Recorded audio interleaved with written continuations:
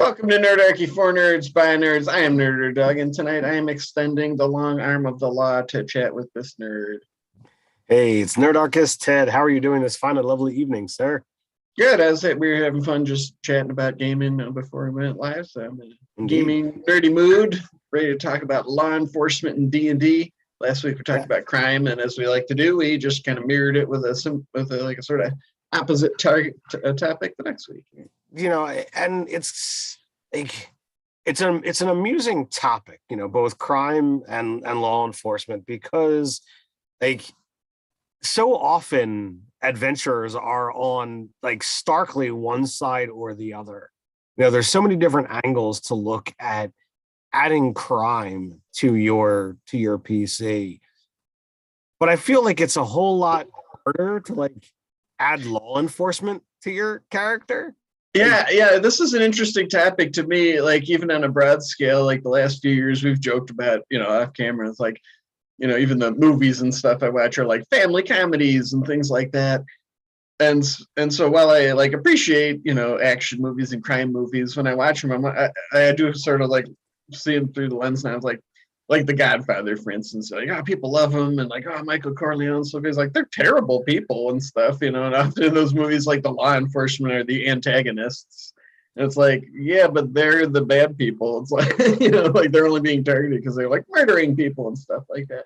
And so, like to your point, though, because it's sort of like, just exciting and glamorized, I find in games it's like even trying to like tangentially be a law-abiding person can get challenging at times, right? Because like adventurers just break the law a lot.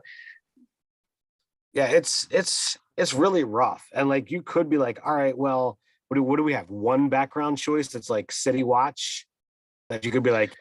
There's one, there's a lot of them, and most of the official mention of law enforcement has to do with Eberron. I noticed research for that, which I thought was kind of interesting because it's like, well, it's surprising that that's not a more of a focused on setting these days still. I mean, they have that one book and stuff, but it's like that was hugely popular, and it's a really sort of thought out world, and not that the Forgotten Realms is, but it is not. But it just has a lot of like benefits from being created later on and having more like fresh ideas about those sorts of things. But although there is like law enforcement and stuff, even in the Waterdeep Dragon Heist game, there's a whole section on like the laws of Waterdeep and things like that. That's a little bit easier to deal with when you're like it's in an adventure or in something that's like, okay, the GM has access to, but like so often, at least from my perspective as a player, there's not a whole lot of like, well, here's the laws. It's like, okay, you're not supposed to steal, yet people do it all the time. Mm-hmm. You're not supposed to kill people, but like adventurers are, well, we kill people and take stuff. Like that's the right. Things that are like are the principles of being a good person. So, yeah. Well, that's interesting though, because I mean, it's certainly reasonable to sort of default to the laws that and just assume like, well, yeah, those things. I mean, obviously we have like a tremendous number of laws like in the U.S. here, but like big scale ones, like you said, like murdering somebody, like breaking into their home and stealing everything. But maybe in bigger cities in your game, there are laws like that, but I mean, if you're doing like a points of light thing or like there's just some frontier settlement, maybe there's, like a regional sheriff sort of thing or something. I mean, halflings often are, in lore and stuff like that. That's kind of like a theme that they have, like sheriffs. In fact, our sling master is a shire reeve, which is like the base for the word sheriff. And he's pretty badass with that sling. If you want to go check it out, by the way. Actually, I didn't even think of that in doing our research, but that's sort of like at least the NPC version of that character build guide it represents law enforcement. Cool. Yeah. So, and it just occurred to me now. I mean, I was just thinking in terms of like mortal laws, but I mean, there is like the order or the law domain, right? Right. For clerics, I didn't even think of that. Like in a magical sense, like, is that cosmic law? I mean, which we sort of covered in another topic, but we are talking about law enforcement, but you could enforce that law as well as a as a cleric of the god of law. That's it tends to get a little bit broad when we give these topics. Mm-hmm. And me, I like to talk, and I'm going to go on whatever tangent. Yeah, sure. Yeah. I kind of derailed you. You were talking about backgrounds in the City Watch, an investigator, which I think isn't investigators like a variant of City Watch. I think so. Something like that, yeah. But I mean, Frag brings up the urban bounty hunter could be taken as law enforcement. You could kind of get to, and like Dave has brought this up, many times before about, whether it be a job board or a bounty board, those kind of things could, in essence, act as, if you're bringing somebody in, you could be technically under contract and you could be falling under a law enforcement angle. Yeah, that was a legit thing, even in our own U.S. history. And today, that's who puts out the bounties. You know what I mean? Not all the time, but certainly there is bounties. Then there's always it's more of a excuse me, a Western concept, but adventurers being deputized, whether it be for a mission or for a campaign or have you of like, okay, you are in essence at this time functioning as agents of the law. So I think those are avenues to kind of consider, whether you're looking at it from a game master's perspective or a player's perspective, because while technically the paladin, could be a knight, it's not anything like alignment wise more or law anymore. Right. It's just I make an oath.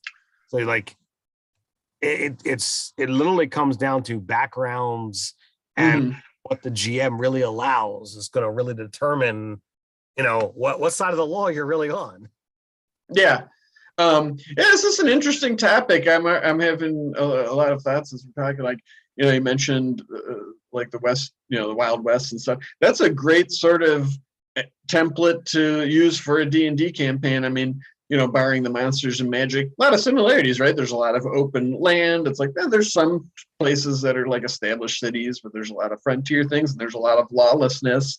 And it's a cool way to sort of, let the player characters experience like the thrill of being law enforcement instead of like planning heists and like breaking into things to, accomplish their goals.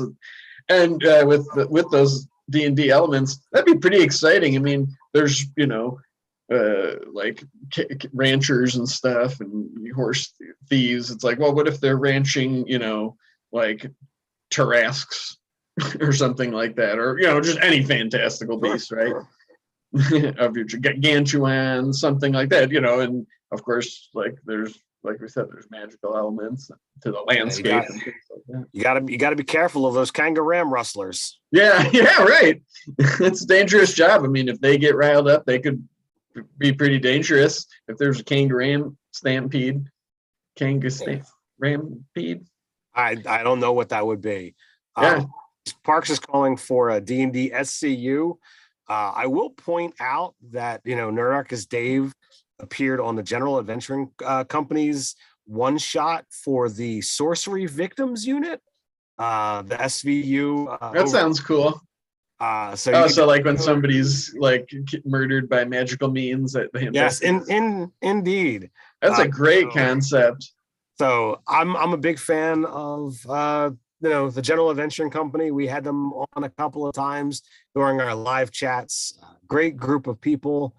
So go check them out, and you can go look for the one shot that Dave was a part of, and it was a lot of good stuff. I'm that's a really cool, just like sort of framework for a campaign concept. But you could incorporate any kind of law enforcement into basically any character. Whether you want to be lawful good and the law is important, but doing it the right way matters, or whether you want to like completely get into like, no, it's clearly the letter of the law, and you go lawful neutral, or it's like, well, only the letter of the law matters, and seeing how far it can kind of bend and twist and lawful evil bent. So you could really get into as I'm thinking about it, like, what if you go with that lawful evil mentality and like you work with like demonic brokers and you're enforcing the contracts that people have taken with the devils. I think that could be really amusing. That could be, yeah. And any of these things, that's a really great idea right there. But, whether they were good or bad, but just sort of like using that as a theme for your campaign. You could tell any kind of story, because even, I'm a fan of like procedural crime shows, or even like, today the Batman premiered on HBO Max. And I was watching that a little bit, which again deals heavily with law enforcement. And that runs the whole gamut. There's corrupt people in law enforcement. It deals with, political figures and large scale stuff. I mean, it's an organized thing. So, in the law and trials and all that sort of stuff. So, again, adding in those, like you just said, with like fiendish contracts and everything on top of just all that other sort of relatable human dramatic stuff would be pretty darn exciting. Yeah, I think, too many people, when they think of law, like, they're thinking of either the human law of this place, divine law, but so often do we forget how much devils really care about those contracts and their own laws, and they're lawful evil for a reason, man, and it's there. And I think that could be, a really fantastic concept. All right, what do we do here? Or now I'm curious, because both you and I like to play up. I'm not. This is related to that. We both, enjoy playing like heroic characters and campaigns. How would you, try to incorporate that into a campaign? Like why would good heroic people want to help devils track down those contracts? Maybe because if they break them, it'd be even worse, sort of thing. So it's like the enemy of my enemy. So it really depends upon how it's framed. So, like, if for some reason devils have approached heroes to be like, look, this person has managed to, twist this contract, and while there was a slip, they are pulling in more power than what is doable. So we really can't do anything about it. But you, who are not part of this, and who cares about the rampant evil that they're doing, is there anything that you might be able to do? And that being like the kind of gateway into this conversation, that's pretty cool. I like that. That could be a cool like gateway drug into, okay, well, now that you've managed to deal with this one problem, we do have some other things, and see where it goes. It might be a one-off, or it could be like, that's literally the campaign, chasing down people who are exploiting contracts or not fulfilling their ends. And boy, just think about how, you could get really intricate and immersive with that. Like, again, I'm thinking of just like, crime movies and stuff where they have to like, maybe they don't know who they're looking for and they have to, investigate that. But then on top of it, like, you're also talking about people that have fiendish powers, so they probably have things like alter self and disguise self. So it's like they could be anywhere and be listening to you. And I mean, that could be, and also I love the idea. Actually, we have the one encounter, Devil's Hospitality, and then the voice of the devil encounter that plays off that, where it's like, sometimes there's just like down a weird alley that nobody looks down in your city, there's a entrance to a devilish nightclub or something like that. You know what I mean? I like that kind of stuff.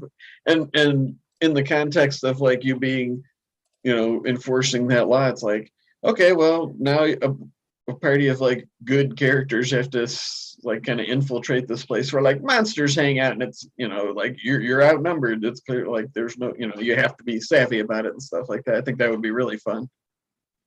Or maybe they just go in there and bust up the place like the Batman did. But which would also be fun, I'm sure. Sure. And, you know, realistically, it's, you know, you as the GM, you as the player know how you're going to respond to these kinds of things. If you're not the kind that really gives a crud about how laws are done and what the laws are, like it can be rather rough, like, you know, to really dive in on this concept. Yeah. But, you know, oh, sorry. You know, but if you really want to kind of make a change and really look at, all right, well, I'm going to do something different, and I'm going to allow the players to explore a new place. And, you know, the laws are the laws. You know, you could really have this place has a lawful neutral bent, and like, you could be working, or you'd have to incorporate a Marut in there somewhere. Maybe that's what you're working for or with. So like the point that I was kind of getting at is, and somebody in the chat, let me know if you know what this is from. I don't know. You know what? I want to say it was from Star Trek Next Gen. Okay. Somebody stepped off the path, and it was like the punishment for stepping off the path was death. Like, oh wow. You know, that sounds Star Trek-y. You know, it sounds like a Star Trek premise.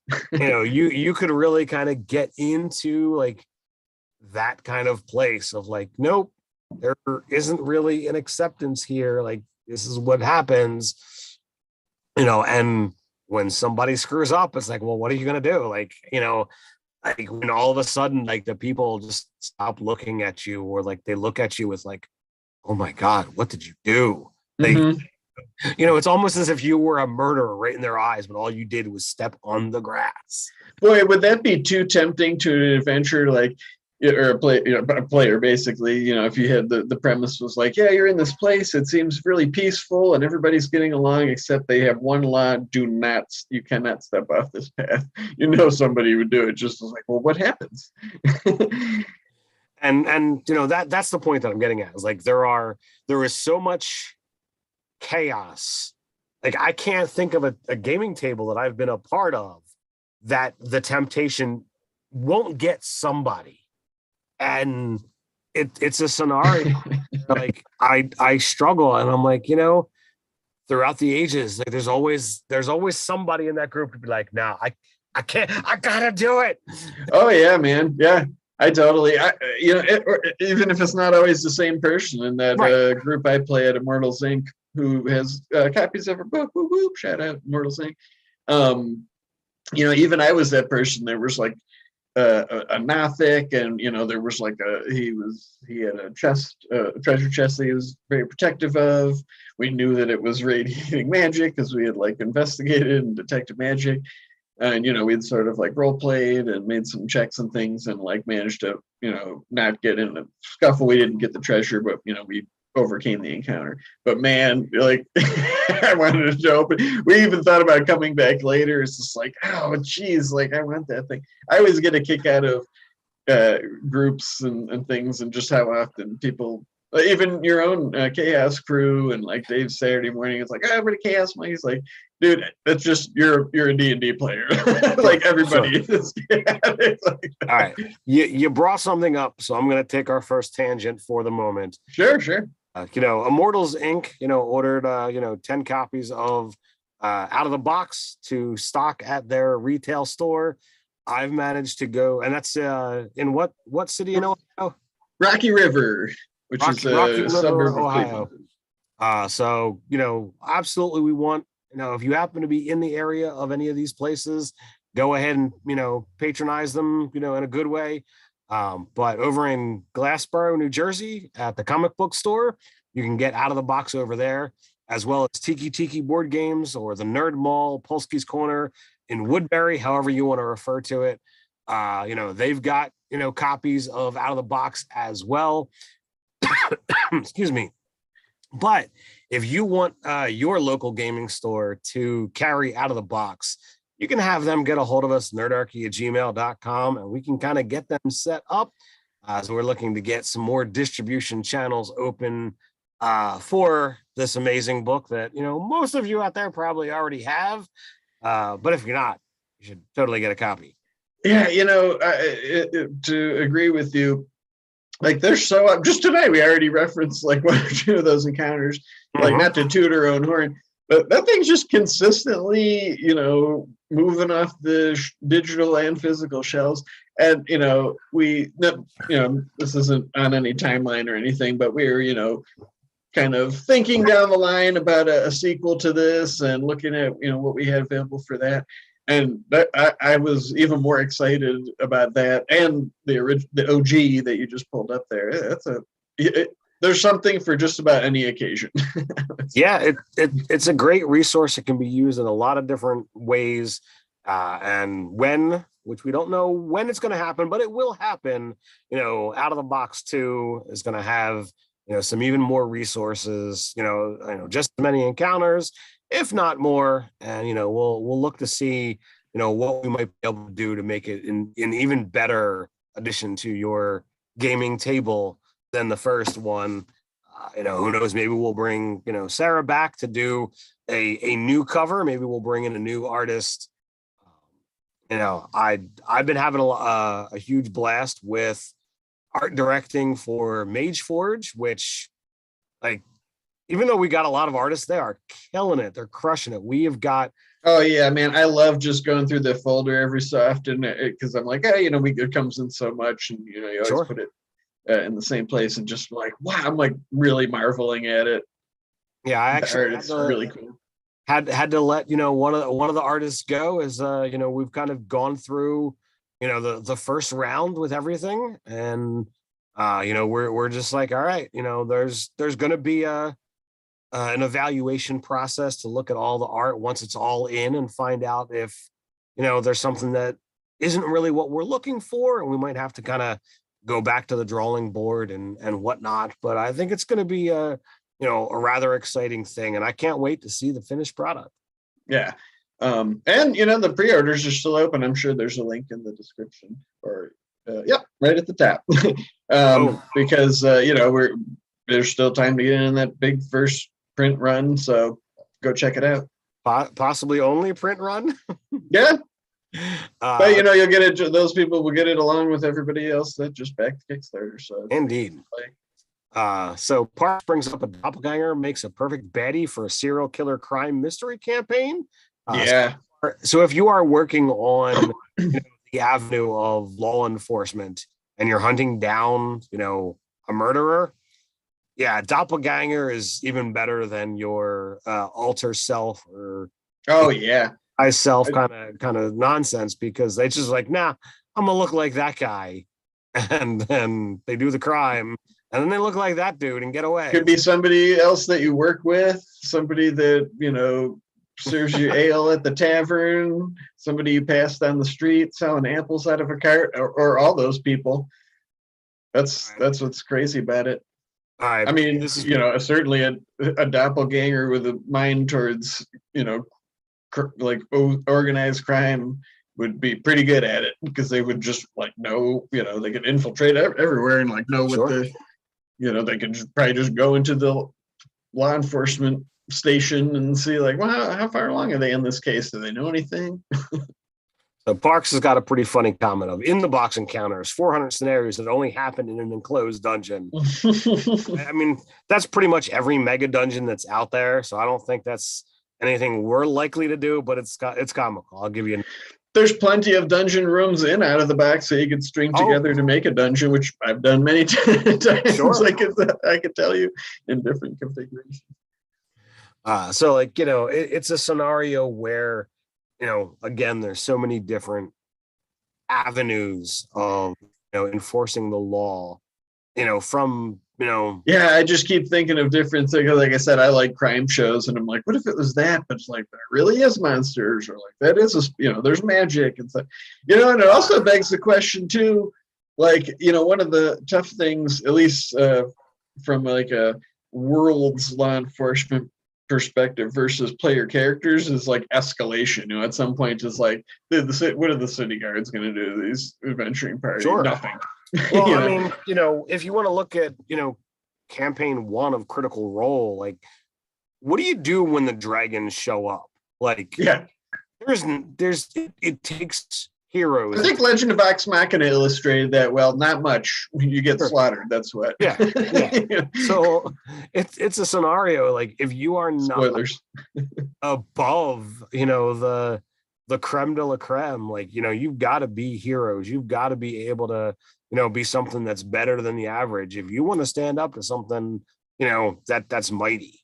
Yeah, I've run a number of games where things have attacked the city that are bigger than just orcs and lizard folk and what have you. Dave ran a game where, like, literally he had a Tarrasque-esque creature that was stuck in a ship. We some Vargarian nonsense going on, and this thing wound up getting out, and we tried to fight it, and it he was doing this whole the thing's moving, and we're like, oh, so we don't have to fight it, it's just gonna go away. Awesome. let's go explore. And we found out it completely overran a nearby town. Whoever didn't get out, they're dead. Sorry. What level were you guys at that time? I honestly don't remember. I mean, like, high enough where you were like, could we take this thing? Or were you like, we're gonna get creamed here? We absolutely could have taken it, because okay, it'd go back and kill it, but it was after the destruction of Rylor. That's what destroyed. I didn't know that exactly. Yep, that was. Or maybe I did and I forgot. Yeah, that was entirely our bad decision.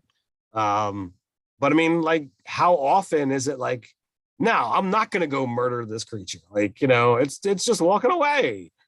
We didn't. Right. Now, this is the avenue that, as a GM, like, that I feel like Dave could have been like, hey, this thing is headed in the direction of, like, my cleric, super wise, super intelligent.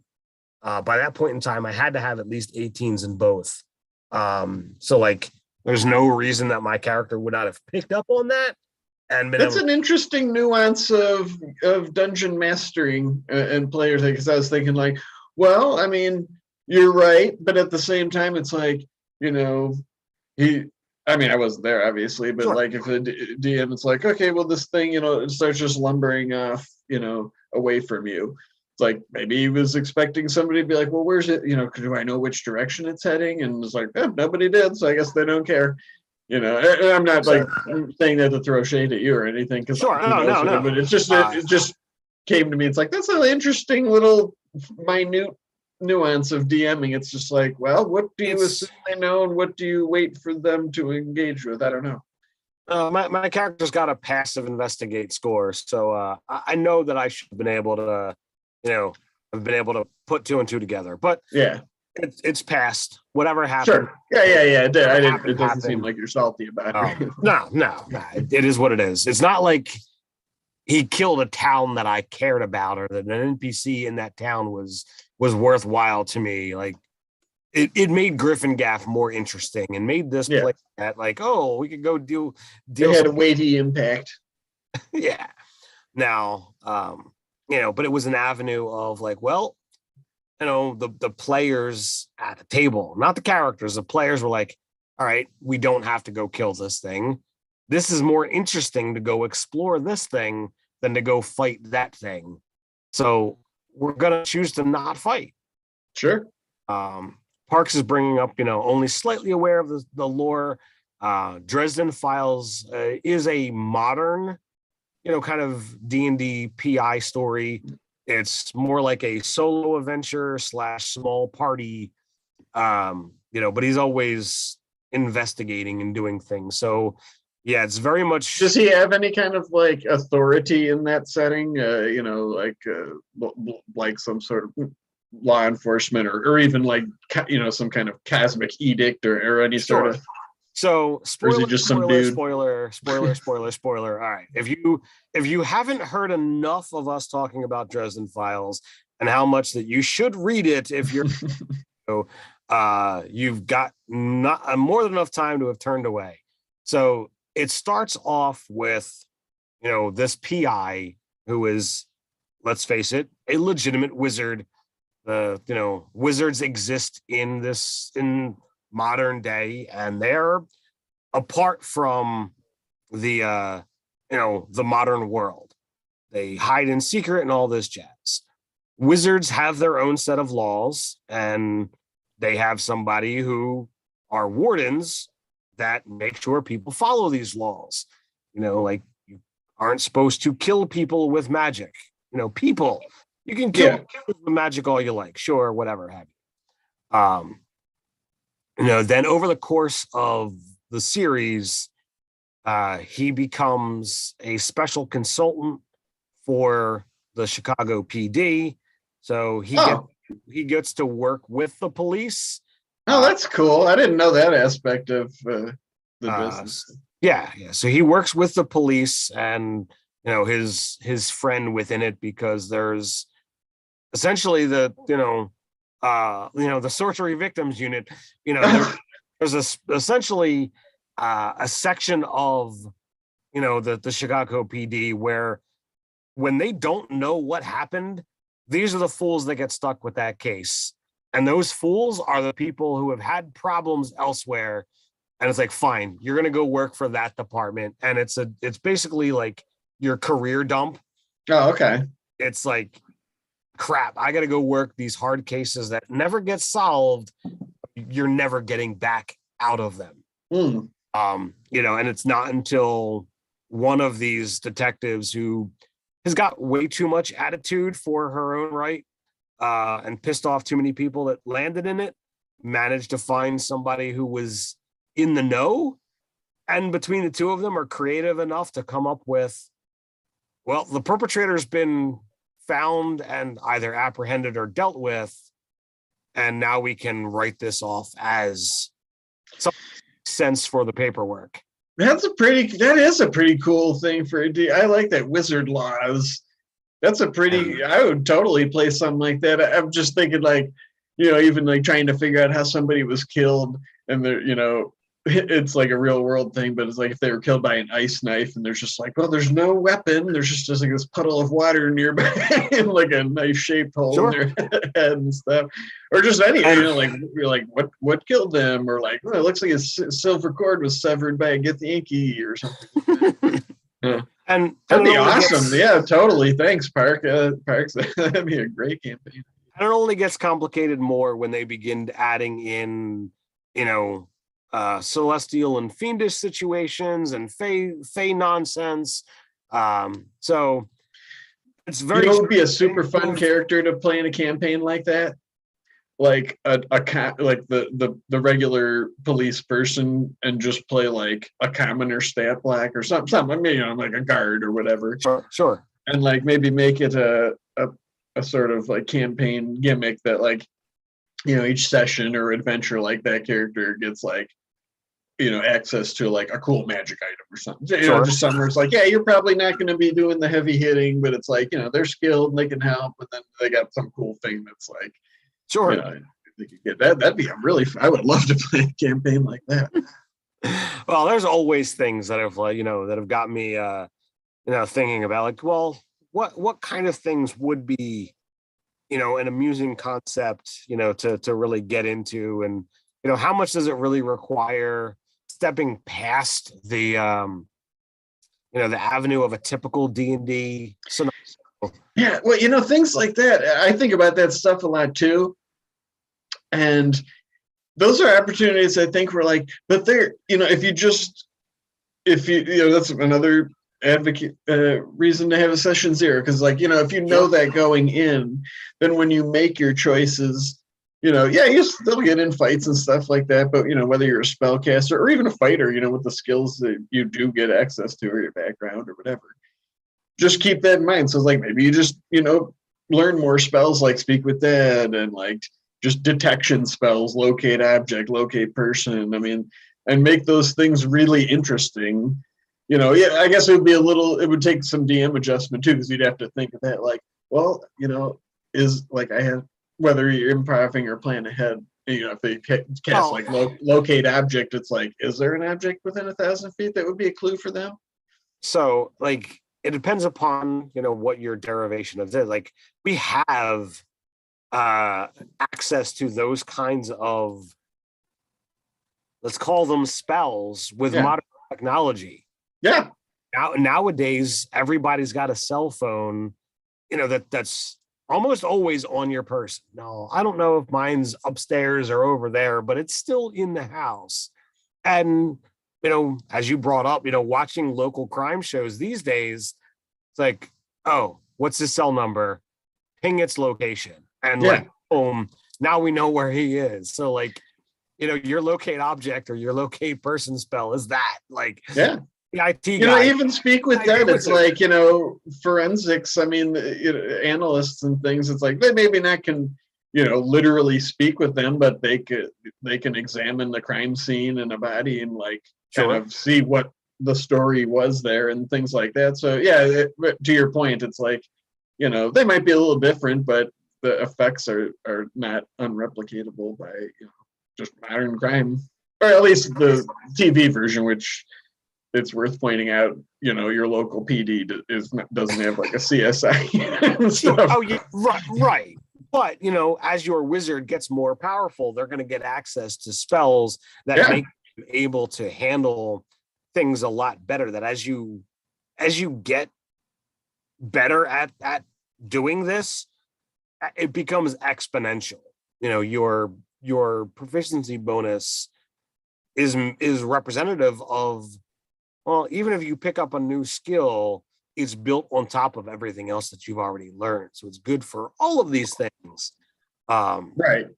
You know, so it's fun. And I've watched probably far more hours than I would care to try and figure out, you know, between all of the different Law and Orders, you know. Yeah, you like that stuff too, right? Like just crime, you know, so I mean, detective shows and stuff. It's gotten to a point where the actual crime bothers me, and the fact that I know that a lot of them like are on the foundation of crimes that legitimately happen. Oh yeah, I know what you mean. Yes. There's like, man, people are really crappy in real life to each other. I don't find as much enjoyment on it as much.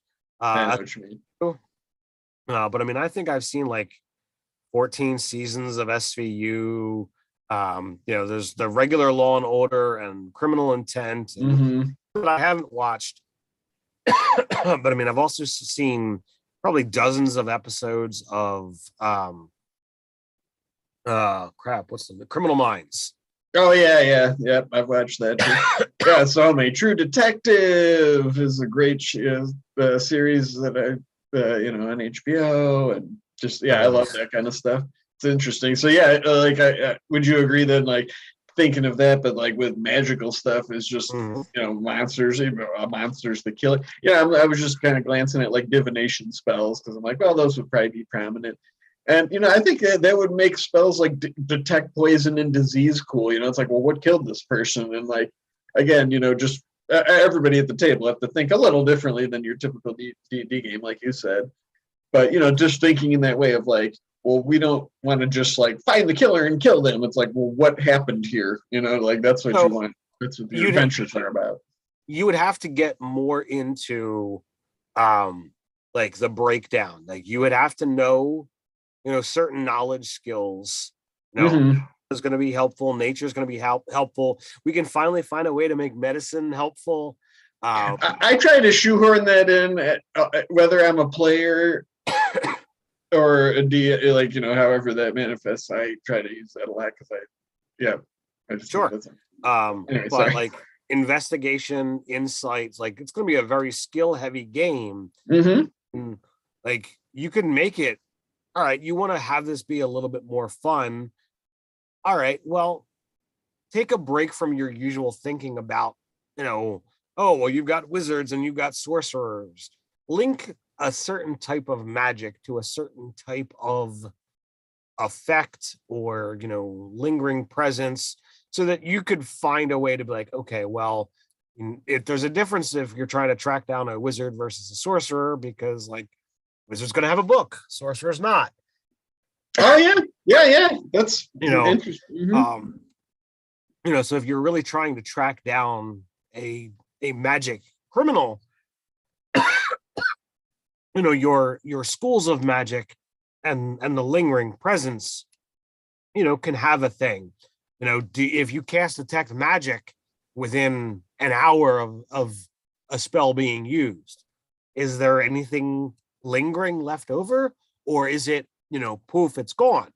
That's less fun and less helpful. So like, you got to have your investigator, pop in and be like, all right, first thing I do, detect magic. Yeah. What's here?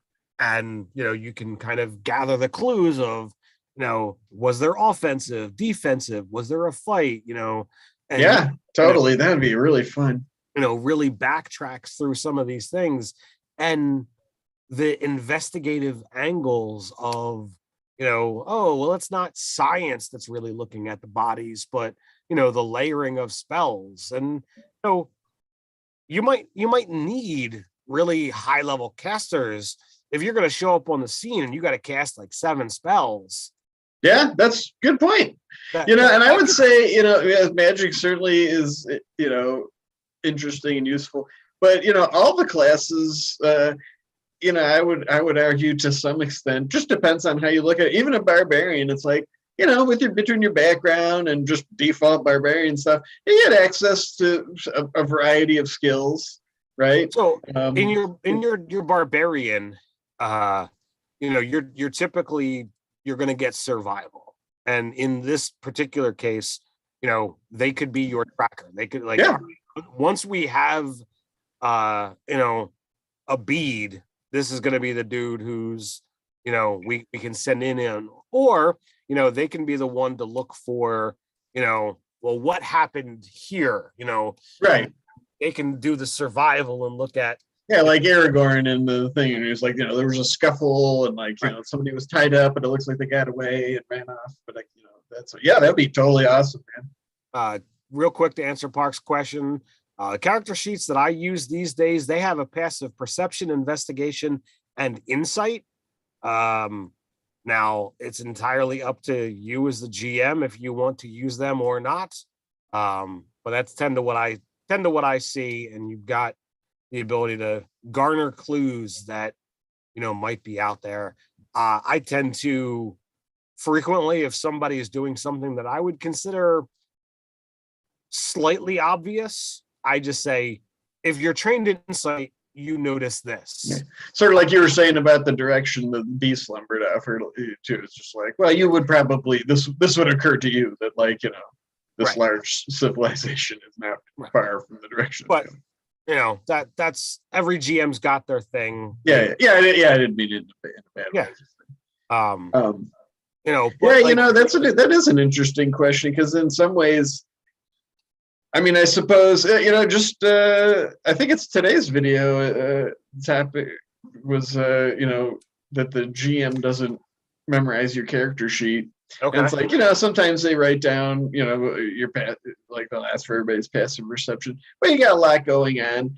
And, that's a way, that's sort of that teeter-tatter of engagement. It's like, well, I suppose you could rely on the DM to like, be like, well, you would notice this clue. But also, I mean, that's, when they describe the room, then it's your turn to say what you do there.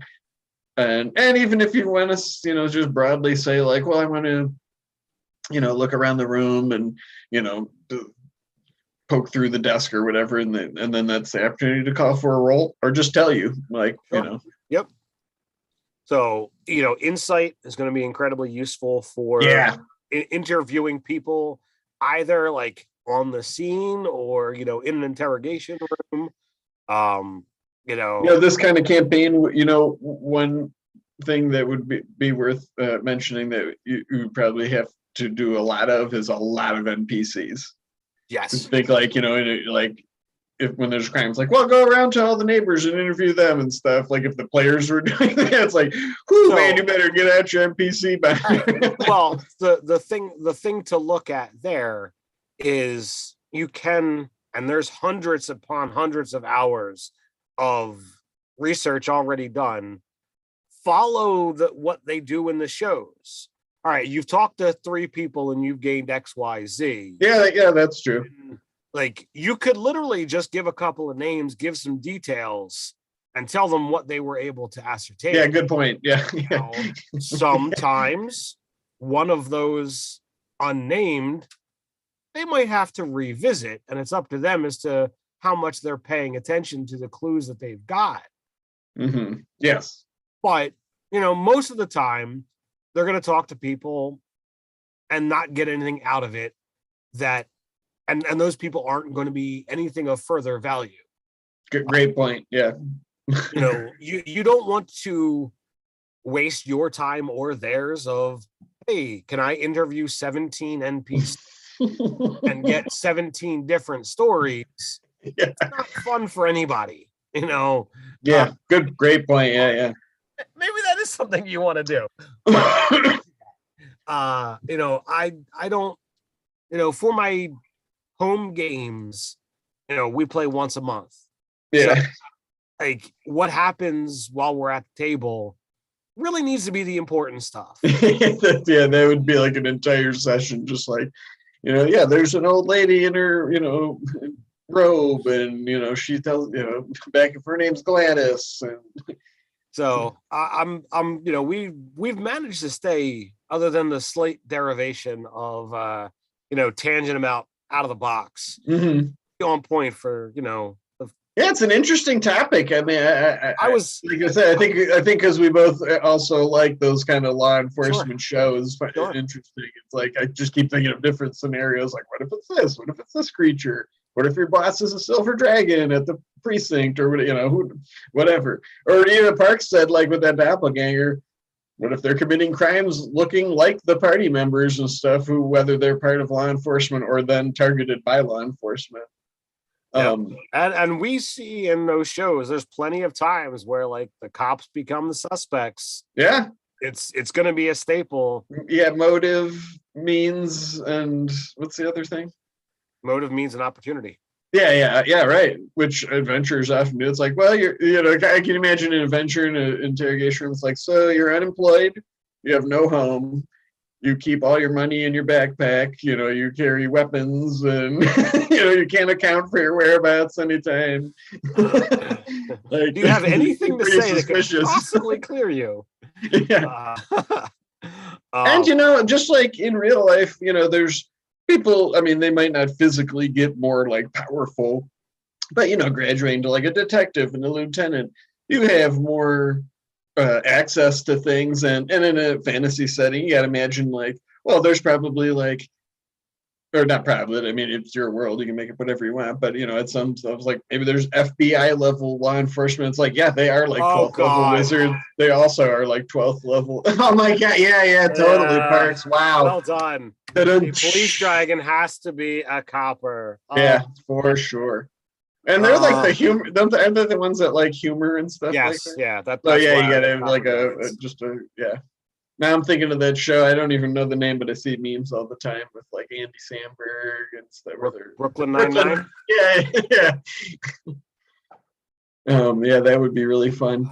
Wow, Parks, well done. You have an extra inspiration for me, sir. Yeah, for sure. That's great. Make sure your GM awards you properly.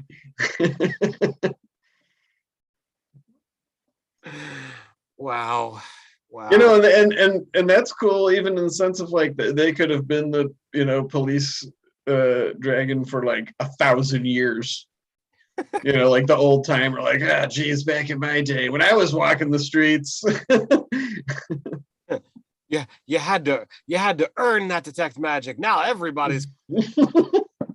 Oh my god! Yeah, it would be kind of like a parody of editions and stuff. Like, back in there was no ritual casting. You had one spell a day. If you cast detect magic, that was it. No sleep. You had to rely on your dagger the rest of the time. Yeah, dab. Perks. That just reminded me of my old group with Sean McGovern. Sorry, I was just getting all wistful. We were called the Iron Dabbers, I think. I don't even remember how it came up, but we would always go like that when people would say our name. I never understood dabbing. I don't get it. I didn't either. We just did it one time because I don't even remember how it came up. That was a fun game. I mean, it's almost as silly as the Ginyu Force from Dragon Ball Z, and all of their posing. I view it the same thing as that. So yeah. I think I would play in this style game. I'd have to like really. I think it'd be challenging to DM though, like your original point a while ago, just because it's like you could probably. I mean, we could probably improv the same as we do with like stuff, but but just like thinking of like, well, what would be clues or like setting like whether it was a crime scene or whatever. I would have to like really think about like how am I setting up the premise, and I would have to like look at all those questions that I kind of put out there, like is a visual both lingering and not difference between the types of magic would have like a fading essence, just like if you go and swab a person's hand, like whether they've fired a GSR. Yeah. So like gunshot someone who's been around magic, someone who's cast magic, like there's going to be ways to test, and like you could even go so far as to be like, all right, well, like, oh man, like a killer could leave like what's the illusory script, as like a calling card. Yeah, I mean, all kinds of crazy stuff where it's like we didn't even notice that before and stuff like that. It'd be like, awesome. I look, and at this point in time, it's only makes me cringe at how old the movie was, but like Sleepy Hollow. That's a great movie. Yeah. With just like his little crime kit and stuff. Yeah, he pulls out all of that stuff. Like you could really get into. Okay, well, you can find ways to use your alchemy kit to supplant, and instead of using spell slots, well, you can do these things. Oh yeah, that'd be really fun. Sure. So alchemy, herbalism, like you could get a number of these kits. Like you can make up. Something else that would fit into that spectrum as well. So like you'd have to really lay the Artificer would be really fun to play in a campaign like that too. And they would be a perfect fit because they do get firearms. I actually played he was in a couple of sessions of Steven's Quill Sword game. I played an artificer who was a detective, and like all of his spells I flavored as being that kind of stuff. I totally just like so you could get your copper accented breastplate, so you could be a copper. I did have a breastplate for that character too. That seemed like that's the typical artificer armor of choice, unless you it. And he had like a sort of colonial like with a tricorn because I was like nice. Like the long. And I flavored. I didn't use a firearm. He had a staff that was his focus, but it was just sort of shaped like a long rifle, like it had like a curved thing, so to like go under your arm. And then it had like just different like crystals and things embedded in it. So I focused all his spells through that. Like, and nice. All I took was like divination type spells, and then everything else was like bolt type things, which I focused, through the staff like that. It was a lot of fun. So that's really awesome. So like you could definitely, as long as you set your groundwork so that the players know like what to expect. And the first couple of mysteries might take a little bit of work to try and figure out. It's not going to be your typical D&D game where you're eventually going to encounter a BBEG. It might not even be something where the players gain a lot of levels. Like, we're just going to tell this story. Yeah. maybe we're going to capture 4 or 5 bad guys, or it's just one. Like, think of like the like True Detective thing. It's like the whole season was just about one case. And it's like, yeah, they're really elusive. There's a lot of weird clues. It's really intricate. That'd be an awesome campaign. So like, but it does require a lot of buy-in on, okay, this is not going to be a super combat heavy game. It could be a lot of dice rolls. It could be super skill and, class ability use heavy, including spell slots. But, it depends upon, if you can get people in on it, like that could be a badass game.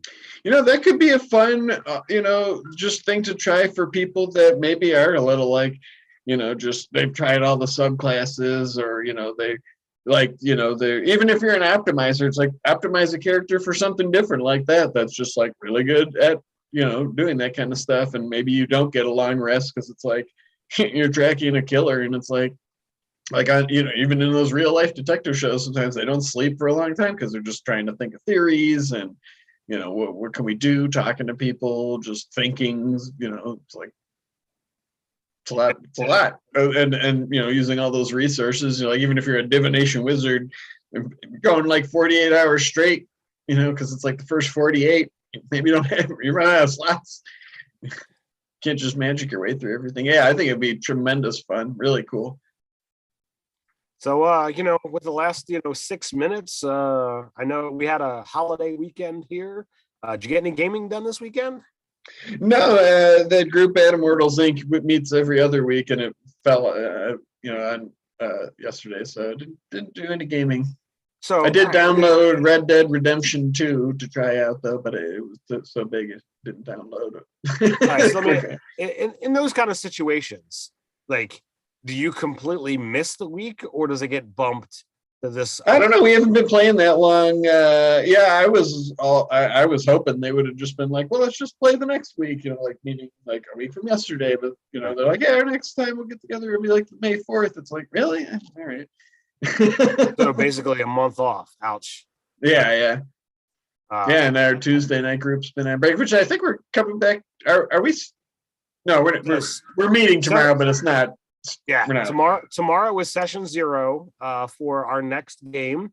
And, if you've kind of been out of the loop for a little bit, we're actually going to be running a game that Nerdarchy is creating. We're going to be playing some Zoo Mafia. What a great name. 0. And we're going to be able to get our session 1 8 days from now. The world premiere, the debut of our own game, Woot Woot. I'm excited. I think it's fun. I'm liking what I'm seeing, and I think it's gonna be fun. I basically gotta, print out my playbook, circle the 2 abilities that I'm gonna get, circle my stat block that I'm gonna take, and I'll be done. Even though I've already made my selection, so I'm good to go. Looking forward to my otter that I'm gonna play. That's right. Yeah, we're also relatively smallish creatures. Nobody picked like an elephant or anything. Yep, no elephant. You gotta come. You want the elephant? You gotta come check out the Loxodon over on Traditionally Arcane. Oh yeah, that's right. Yeah, I'm playing a Goliath, a Goliath bird eater tarantula. I'm not like super. I'm not a nerd for spiders. I was just like, well, what's the biggest tarantula in the world? And that's it. So I was like, sure, that. So it's going to be quite amusing that the otter is the big one. Yeah, on the lookout. Well, we're small. We can get in places. Sure, and that works for me. I played, and I not only played, but I ran 2 sessions this weekend. Didn't you guys play Under the Dome? No, we played. We live on a boat. Oh, that was your week. Okay, so you ran. You started a new campaign and then continued one. Yep, I started my new campaign with my kids game, which is now actually bumped up to 6 players. Wow, that's great. Yeah, it's a bit much, but it fits nicely around the table. Everybody seemed to jive well. There was a bit of not a heated debate, but a heated exchange, I should say. It was kind of built on a amazing backstory with my my son's character and his friend. The friend wanted to play an artificer who built his dad's character, who was a Warforged. Well, my son also wanted to play a Warforged. So we're like, all right, well, did you make him too, or is he not linked? And it was completely up to the group. I didn't care. He's like, yeah, I made him too, but I chucked him because like he asked too many questions and didn't do what I said. You know, the artificer wanted a bodyguard, and my son wanted to play a paladin. So he's very much into religion. My son is very talkative when he's playing D&D. So that does not jibe well with the turtle artificer that, you know, is at the table. So he was like, well, I'll make a different guy and see if that works. But the player totally is like, well, I made 2 Warforges. How much is that going to cost? So he literally completely on his own now has like a, you know, I owe somebody like 50,000 gold pieces. That's cool. As part of his backstory. I'm like, ouch, man, that's rough. That's like built into some games. I want to say, I think it's actually that Hyperlanes, that sci-fi 5e hack that I like, or maybe it's something else. Could be a Star Wars game. Is it the FFG Star Wars? Like if you're a scoundrel thing, I think you can start with like, if you want your own ship, sure, but you're like hugely in debt to somebody. Yeah, honestly, I haven't played FFG in so long. I think that's that game, but anyways. But the players, you know, jived well together. They went out into the wilds, and then I attacked them with an assassin vine and nearly killed them all. Oh yeah, that's right. That seems like so long ago you told me about this. But boy, super fun conversation based on what looks like just a boring old vine. Pretty interesting creature. The lore some tactical choices, some, you know, hardcore rolling, and man, it was tough. You know, I dropped a couple of them, and I mean, it was literally a point of like, if you don't get this guy out of the assassin's grip right now, he's going to die. Like, yeah, those things are no joke. I was glad you shared that with me, because I was like, wow, I really just like captured my imagination for like the whole. Be warned, I had 6 players, 3rd level, against a single assassin vine, which is like a CR3, right? So which is a CR3. Yeah. If I wanted, or if I were not the kind of GM where, you know, if I was a merciless GM, you know, I could have easily taken 2 of them, like just dead. But, you know, I helped coach. I allowed them to like back, sure. You know, it was still harrowing, so that's cool, you know. I mean, literally, there's one adult, and the oldest is going to turn 16 in September. Yeah. So, like, I'm not going to be like, you know, cutthroat, you know.